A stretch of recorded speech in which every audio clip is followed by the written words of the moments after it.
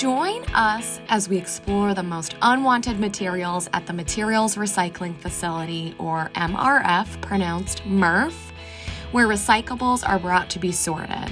No matter how your recyclables are collected, they end up at a facility like the Springfield MRF to be sorted, baled, and sold.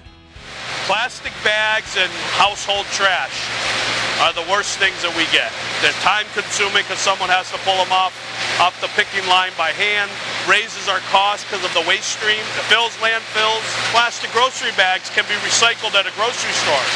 They put them in the waste stream, they're just filling landfills when they can be recycled.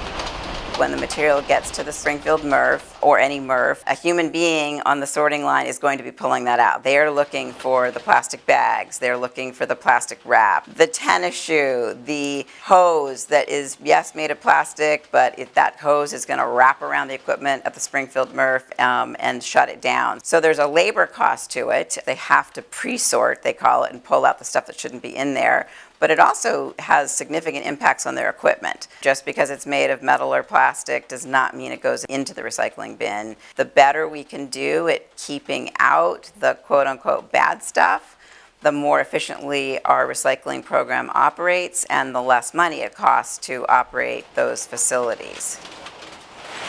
So he's going to try to pull off anything that's wrappable or any kind of rigid plastic. We're pulling off this line. Anything like this, the cords, this will get wrapped around our system. This we want to keep out of our equipment. Anything like these blinders, stuff like that. This is the biggest challenge, is getting this stuff out. This kind of stuff, these plastic bags, anything that'll wrap up in our equipment and it'll cause it to stop or cause problems with it. So he's looking for anything that's not aluminum. We're going to be pulling out there, and it's going to go into this line right here. He's going to take that plastic bottle out of there, and any kind of trash that comes through it, he's going to be taking out. At the end of the system, this is where all the trash will go.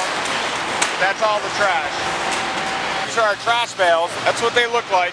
It's easy to ship once we got them baled up. Probably weighs about 1,600 pounds per bale.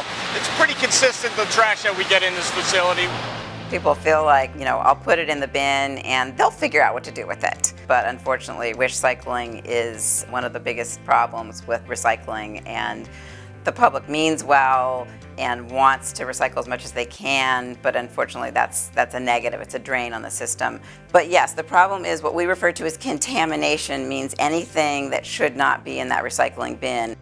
Most of our glass that comes in by volume is only about 30% glass. So there's a lot of trash. If you look in all our markets, trash is being trucked everywhere, and there's emissions involved. It's a challenge. Make sure you know what belongs in your recycling bin and what does not. And there are some terrific resources. The Recyclopedia, where you can look up over 500 items and find out if it's a yes or it's a no, or it can be reused or taken back to a special drop-off.